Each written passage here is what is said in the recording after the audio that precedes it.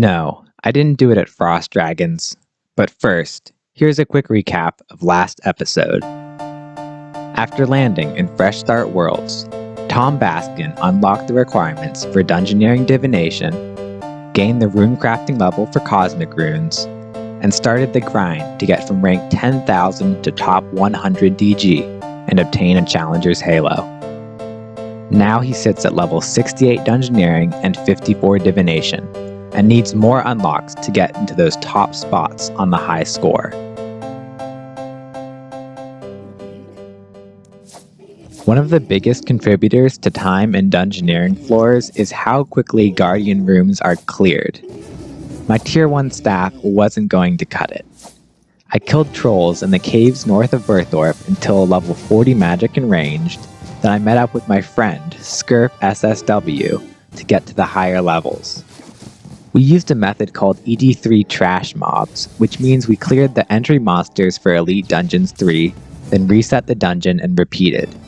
This method gives millions of experience per hour, so I got 99 in no time. The method is okay solo, but it's considerably better in groups of 3. You set up the group using the grouping system, invite your friends, then change the group to Elite Dungeons and have everyone ready up. As the leader, you enter and start a new session, and then you all go through the dungeon making sure to tag each monster for an XP drop. There are a couple of options where to go. Earlier on, we stopped at the sea horrors and let them kill us so we'd be placed back outside with restored health and prayer. It's important that you only have a few items to do this so you aren't sent to Death's office. Then once we had higher levels and could survive longer, we went all the way to the first plank crossing, at which point we teleport to War's Retreat, restore our health, and then reform the group and go again. There's also a mini-boss called Honto that can be nice to kill. It's possible to safe spot him if you tag him and then surge to this spot. It's important that you stay out of melee distance after that or else he'll start attacking again. If you swap combat styles from magic to ranged halfway through the kill, you'll also get double the experience. Another bonus besides 100 to 200k experience per kill is 5k dungeoneering tokens, which is very helpful early on. Now that I had 99 ranged, I could use my Sagittarian shortbow, which I picked up earlier in floors. This is the best in slot weapon for dungeoneering when combined with the Desperado ring upgrade, but it's important to have a magic switch also for the best DPS. The next upgrade I need is the medium dungeoneering achievements. The medium achievements provide you with law and cosmic runes for teleports, which saves you making runes at the start of a floor. The achievements aren't too bad, but I was missing a number of the level requirements for them. I started off with farming because it's time locked. I used a method called beehives to get the levels. First, you buy woad leaves from the farmer in Falador.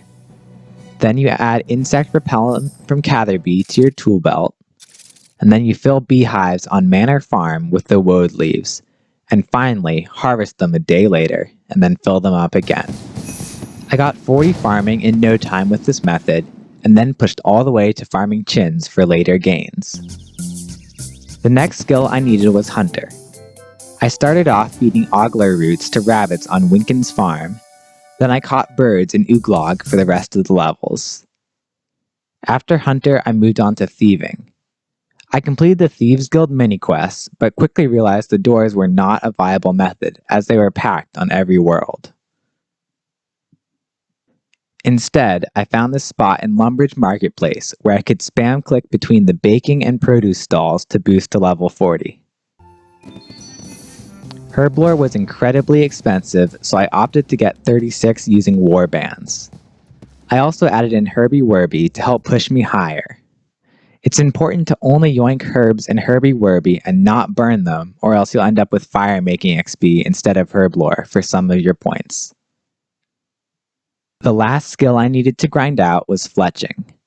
I discovered that making headless arrows was a few million GP per hour, so I gathered a few thousand feathers from local shops, bought the arrow shafts on the GE, and then turned them into headless arrows for pretty good experience and great GP. I finished the easy task set, but decided to take a break and make some more gold. I'm keeping my account at level 2 defense because lower defense levels spawn easier monsters in dungeoneering. The downside of this is it makes PvM more difficult. However, due to the stat restore buff, I came up with a revolution bar and prayer setup that allowed me to AFK Zero Mechanic Art Glacier. It drops decent alcohols and skilling supplies, as well as crystal keys. After some experimentation, I determined it was possible to buy crystal keys for only 2k more than Dragonstone sold for. I made a ton of GP with this and was able to afford a double surge ability codex. I went to Anachronia to set the delay timer between surges to a single tick at the lectern. This will be a huge upgrade for dungeoneering because it allows me to move between rooms a lot faster. I traveled back to finish the medium dungeoneering achievement set. The most frustrating task is the Frost Dragon task, because it requires RNG to spawn a dragon in a solo dungeon. Because I'm low level, the odds of finding a dragon are drastically decreased. Jagex should revise the Frost Dragon task and the Portent of Passage task to be more player friendly and less based on RNG. Eventually, I found the dragon and was able to check off the task. I grabbed my reward and was ready to DG with my pals. Dungeoneering has an unfortunate mechanic where it punishes people who aren't maxed when training the skill. All of the critical doors scale to a player's highest level, and bonus doors can be impossible for people to complete.